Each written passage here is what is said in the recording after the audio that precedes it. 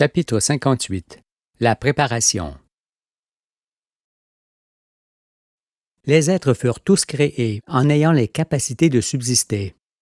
Comme expliqué, les premiers hommes n'occupaient les cavernes qu'occasionnellement, et non en permanence, parce qu'ils savaient s'y prendre pour bâtir leur maison, se nourrir, se vêtir, se soigner, se baigner et fonder leur famille.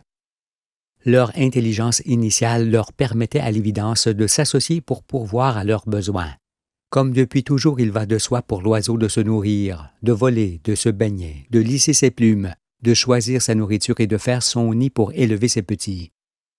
Puisque rien ne pouvait changer dans ces domaines, il est dans l'ordre des choses que, comme les tribus primitives, les tribus du royaume offrent pareillement à leurs membres les moyens de subsister en toute sécurité. Ce qui donne le sens de la Nouvelle Jérusalem bâtie autour de la loi.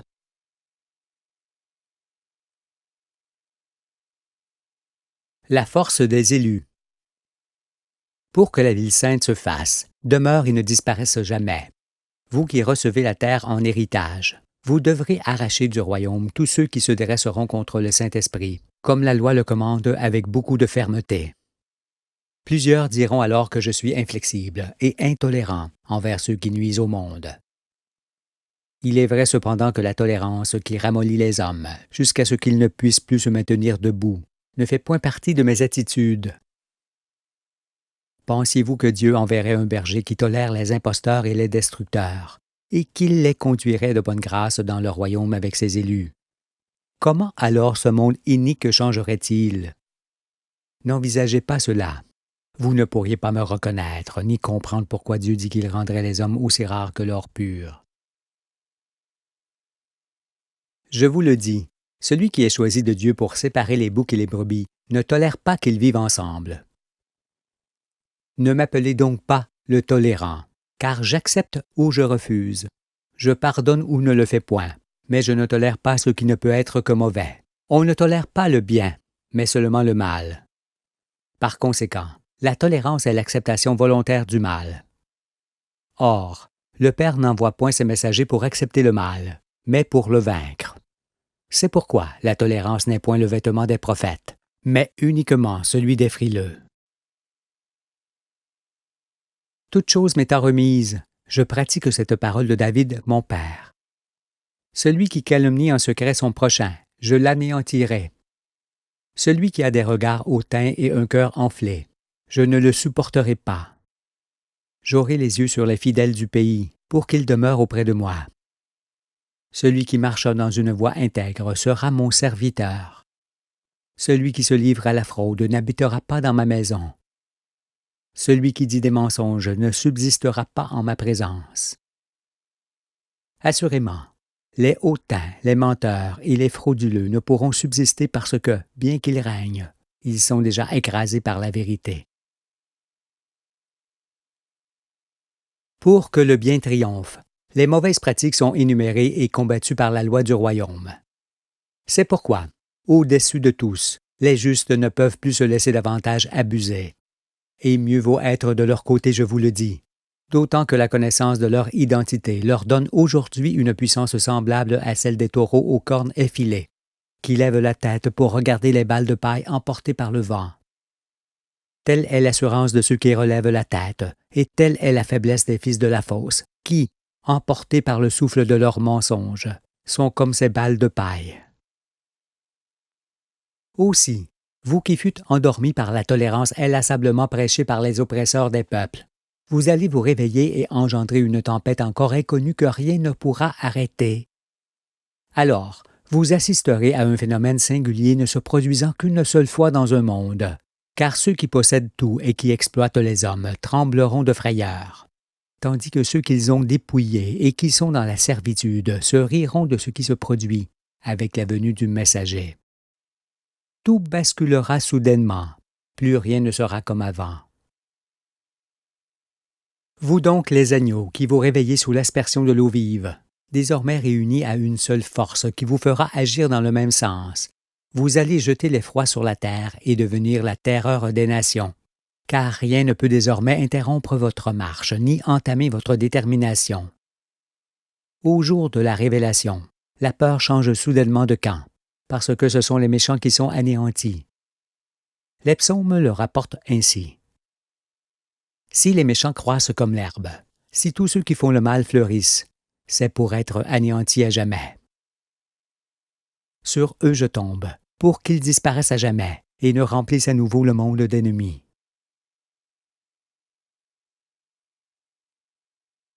Avertissement aux élus. Vous savez maintenant que la fin du monde n'est pas la fin de toute vie, et qu'elle n'est pas un phénomène subit et imprévisible. Mais quelle est la conclusion d'un long processus, l'aboutissement forcé des œuvres de l'homme qui a préféré les ténèbres à la lumière? Aussi, rien ne peut empêcher ni repousser sa venue, car, se prenant pour Dieu, les hommes doivent se donner une inoubliable leçon qui les ramène dans leurs limites. Après quoi, ils feront la différence entre le Créateur et la créature. Certainement, les intelligents diront que je ne suis pas dans mon bon sens, et que la fin du monde annoncée par les prophètes, et notamment par Jésus, n'aura jamais lieu. Ne vous y trompez pas toutefois. Ce ne sont pas ceux qui l'amènent qui vont pouvoir l'empêcher, car, quoi qu'ils puissent dire ou faire désormais, ils vous conduisent inéluctablement vers elle. Ils croyaient être les maîtres du monde et décider éternellement du sort des peuples. Mais voici qu'arrive soudainement le Fils unique de Dieu, à qui toute la terre est remise.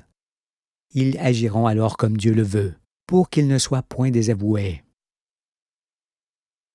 Le retour en arrière n'est pas possible, ai-je déjà expliqué, parce que la défense des intérêts, qui est la seule préoccupation des hommes, ne le permet pas.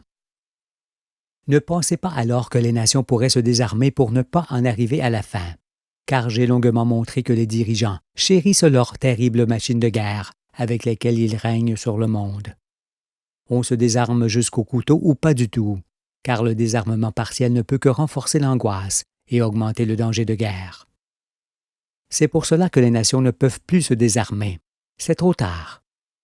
Et vous n'êtes plus concernés par leur extrême arrogance. Qu'elles terminent donc leur œuvre. Après quoi, vous saisirez encore mieux les bienfaits de la loi, et pourquoi il est écrit en Ésaïe. De leurs glaives, ils forgeront des hoyaux, et de leurs lances des serpes. Une nation ne tirera plus l'épée contre une autre, et l'on n'apprendra plus la guerre.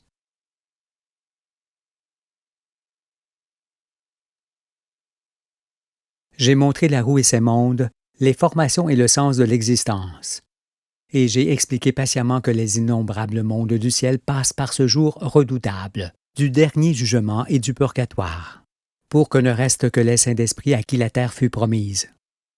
Pour enseigner Dieu et ses œuvres, je vous ai donné le pain du ciel. Et vous êtes sortis des ténèbres après que j'eus sacrifié ma vie et vécu des jours difficiles pour rendre clair et compréhensible ce qui était obscur et confus. Et c'est à main forte que je vous ai conduit aux sources des eaux de la vie, car j'ai fait tout ce qui est possible pour vous éclairer et vous sauver. Mais si vous continuez à douter de moi et de ce que je mets en évidence, il vous faudra consulter un médecin pour voir avec lui ce qui ne va pas en vous. Cela, parce que je montre la vérité que l'enfant peut apercevoir.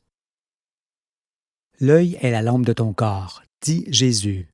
Si ton œil est en bon état, tout ton corps sera éclairé. Mais si ton œil est en mauvais état, tout ton corps sera dans les ténèbres. Si donc la lumière qui est en toi est ténèbres, combien seront grandes ces ténèbres? La signification de ceci est qu'il faut se sanctifier pour observer la réalité. C'est alors que les ténèbres que l'on a en soi se dissipent et que l'on voit clair.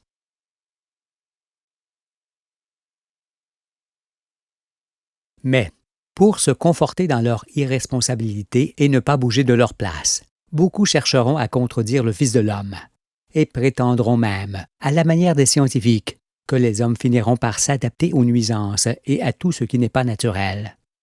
Ne les croyez pas, car l'accroissement du mal ne peut se faire continuellement sans mettre un terme à toute vie. Par ailleurs, si l'on pouvait s'adapter à tout ce qui est contre nature, c'est-à-dire à tout ce qui va à l'encontre de la vie, c'est donc que l'on pourrait boire sans mal l'eau putréfiée des cours d'eau, résister aux contaminations et à tout ce qui occasionne des maladies. En est-il ainsi, homme fragile? Mieux que toute autre chose, La fin du monde annoncée montrera que l'homme ne s'adapte pas aux nuisances qu'il crée, ni à toutes ces affreuses maladies qui en résultent. Essayez de voir ce qui dure et ce qui ne peut durer, car c'est en ayant cette conscience que vous vous retirerez du monde un instant pour vous réfugier sur les hauteurs de vos pays, le temps qu'il faut pour que ce monde passe avec fracas et que vienne le sanctuaire. Pour l'heure, entendez encore une fois que vous ne devez pas regarder en arrière, mais seulement devant vous. Sinon, comme la femme de l'eau qui regarde en arrière en partant se mettre à l'abri, vous seriez anéantis parce que Dieu exécutera ce qu'il a dit.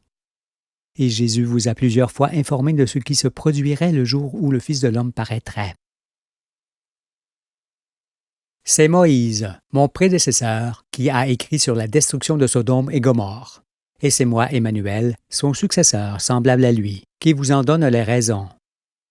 Moïse et moi, nous vous donnons les mêmes avertissements, parce que nous sommes bien au soir du monde, et que c'est sur le soir que les grandes villes corrompues sont détruites. Et Lot est un homme qui, bien qu'il réside en ville, a encore des oreilles pour entendre les deux anges, Moïse et Emmanuel, qui arrivent sur le soir avertir les habitants de Sodome et Gomorrhe de la destruction imminente de leur ville. À la suite de cet avertissement auquel il croit, avec sa femme, Lot sort de Sodome et va se mettre à l'abri dans un village des hauteurs pour échapper au désastre. Et c'est ce que vous allez devoir faire. Mais c'est en partant que sa femme regarde en arrière et qu'elle est changée en statue de sel. Cela signifie qu'elle veut retourner en ville, mais qu'elle est terrassée, statufiée à cause du déluge de feu qui s'abat sur Sodome. Alors, femme, écoutez-moi. Si, comme l'épouse de Lot, vous suivez vos maris sur les hauteurs pour échapper au désastre, faites en sorte de ne plus regarder avec des yeux languissants les villes qui avaient beaucoup d'attrait pour vous et que vous quitterez. Abandonnez-les à leur sort, car, désormais arrivés au terme de l'histoire de ce monde, et après avoir été enseignés, il n'y a plus que l'obscurité et le néant derrière vous, et non la lumière et la vie qui, elles, se trouvent devant vous. Soyez donc attentifs à ce que nous vous disons, et vous conserverez la vie.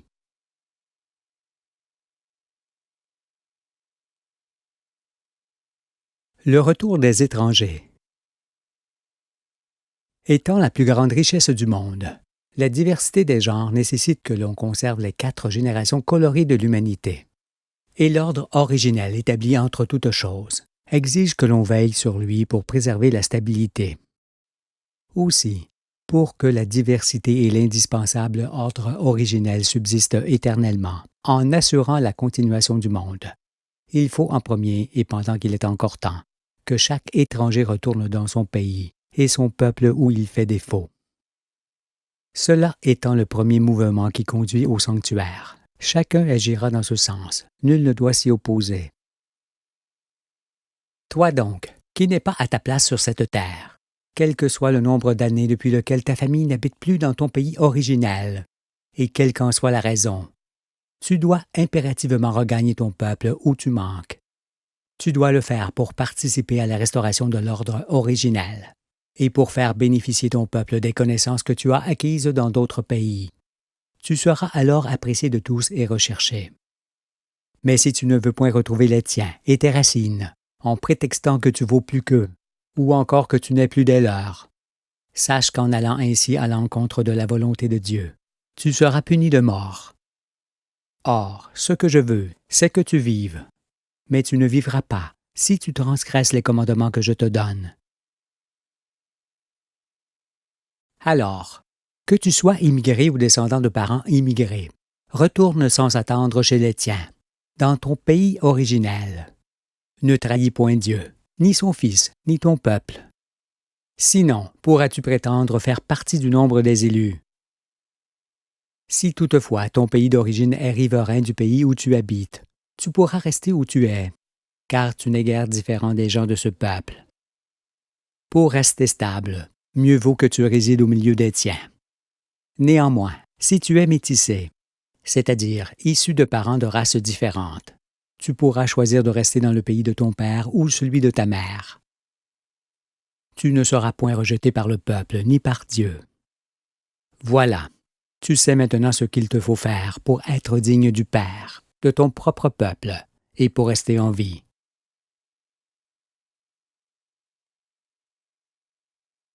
Ultime avertissement.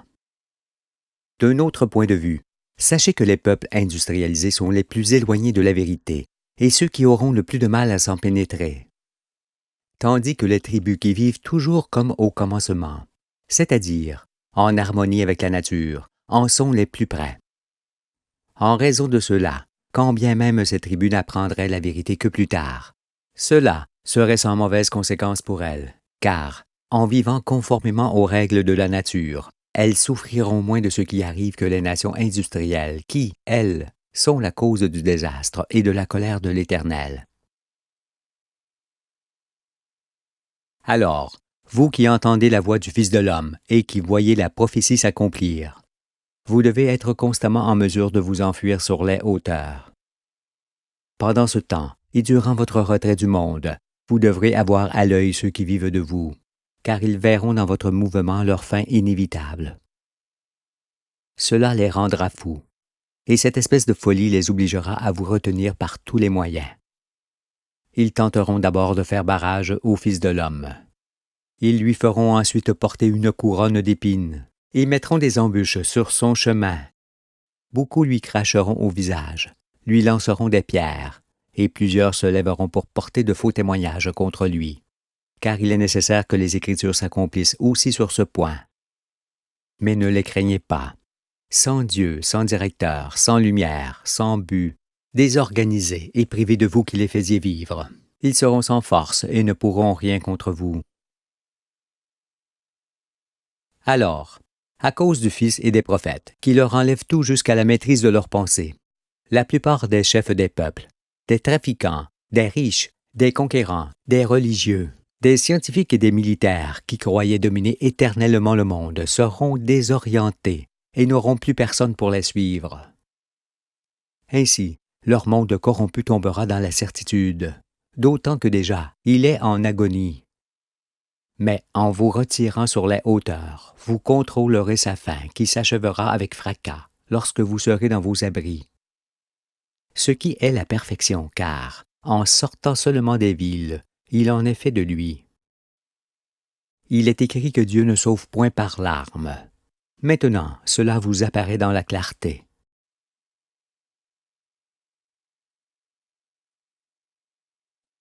Rappel de l'Écriture. Ce monde confus et dénaturé n'est compréhensible que si l'on sait qu'il va être détruit, conformément à ce que l'Écriture annonce, et que cet accomplissement ne peut se produire qu'au jour de la venue du messager de Dieu.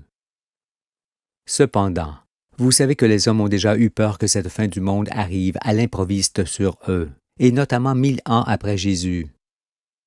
Cela, parce qu'il est écrit dans l'Apocalypse que Satan serait lié pendant 1000 ans, et qu'il serait ensuite délivré pour un peu de temps, afin qu'il accomplisse son œuvre. Effectivement, pendant le premier millénaire qui suivit le jour où il fut connu, Jésus régnait dans les cœurs et les nations. Puis, peu à peu, et à cause des infamies commises par les rois, les empereurs et les religieux, il s'en est allé des esprits. Satan prit alors sa place.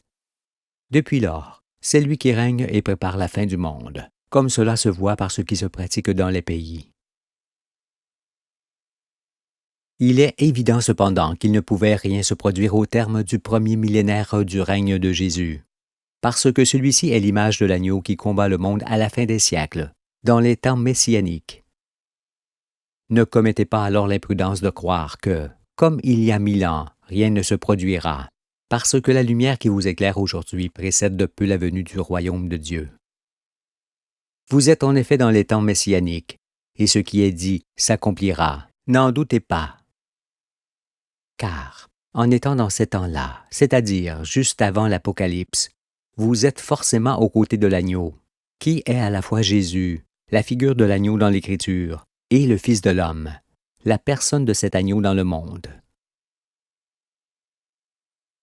Ma patience étant envers vous illimitée, voici donc une dernière fois, pour votre salut, l'essentiel de ce que vous devez retenir sur l'accomplissement de l'Écriture au jour du renouvellement de toutes choses. La nativité est la venue de l'agneau dans le monde au temps marqué. Messager de Dieu, il vient éclairer les nations et sauver ceux qui étaient perdus. La crucifixion est la représentation des souffrances que l'on éprouve devant les infamies commises sur terre et qui conduisent les saints du dernier jour à mourir spirituellement pour ce monde, auquel ils deviennent étrangers. L'Ascension est l'élévation progressive de l'homme se faisant jusqu'au sommet de la montagne de l'Éternel, qui est bâtie sur le sommet des montagnes, depuis lequel plus rien ne peut rester caché à ses yeux. La Pâque consiste à manger l'agneau de Dieu, le pain du ciel, pour acquérir le Saint-Esprit qui fait passer du monde de ténèbres dans le monde de lumière.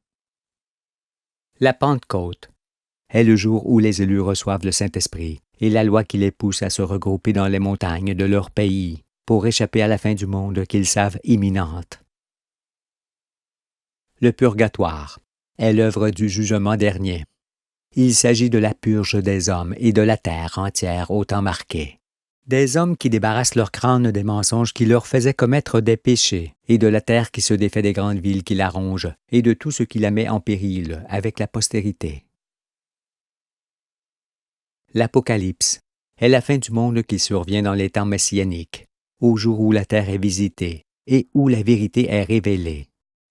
C'est le moment où l'agneau combat le monde de la bête et du faux prophète, et met fin à toute autorité, toute puissance, toute domination. Sa victoire sur les nations est suivie de la chute des villes et de la venue de la nouvelle Jérusalem. La résurrection est la métamorphose de l'homme en ange. Elle est la deuxième naissance qui fait prendre un nouvel essor. Elle provient de l'esprit de connaissance qui ouvre les yeux sur ce qui aveugle et que l'on ne voit pas. L'ange est le Saint-Esprit qui, au soir du monde, est éclairé par l'envoyé du ciel. Il peut alors, comme ce dernier, survoler toute chose hors du temps. La ville sainte est la nouvelle Jérusalem formée par les élus de Dieu. Il s'agit de la véritable Église du Christ que Pierre bâtit et du modèle de toutes les cités du royaume de Dieu. Le royaume est le règne de Dieu sur la terre entière qui a retrouvé la beauté et la pureté des commencements, ainsi que le nombre juste des êtres vivants. Peu nombreux, les anges vivent discrètement et en harmonie avec la nature. Chacun fait ce qui lui plaît en toute liberté, car ils sont désormais semblables à Dieu, qui a tout créé pour leur venue. Ils règnent avec lui à tout jamais. Pour saisir le sens de ce changement du monde, je vous ai fait monter très haut dans le ciel, avec l'échelle de Jacob, afin qu'il vous apparaisse que vous êtes partie intégrante de l'univers. Il n'y a en effet pas de séparation entre les hommes et la terre, entre la terre et la famille solaire, entre la famille solaire et les autres mondes de la galaxie, et entre notre galaxie et celle de l'univers entier. Ce qui montre à l'évidence que les hommes et l'univers sont un, et l'Éternel en soi. À quoi bon alors les discours de ceux qui ne comprennent pas que Dieu est vivant, et que c'est en raison de cela qu'on a l'être et le mouvement? Mes enfants, je vous dis encore et pour la dernière fois, qu'en faisant envoler tous les mensonges de la terre, la connaissance qui vous est donnée va dissoudre en peu de jours tous les pouvoirs que les uns détiennent sur les autres. Ceux qui vous dirigent deviendront des ombres muettes, et tous ceux qui sont couverts d'argent se cacheront sous les pierres, parce qu'il en est fait de leur arrogance et de leur règne. Car ils ne sont pas possesseurs de la terre et des êtres vivants. Ils croyaient l'être seulement parce que Dieu les a laissés faire jusqu'à ce jour, où ils leur réclament le sang des innocents qu'ils tuèrent pour régner. Mais leur monde s'arrête là, et vous ne périrez point dans sa destruction, car c'est pour vous garder en vie que Dieu m'envoie véritablement devant vous. Chaque jour, Dieu ajoutera des élus à son peuple, jusqu'à ce que vous soyez tous à l'abri. Alors viendra la fin.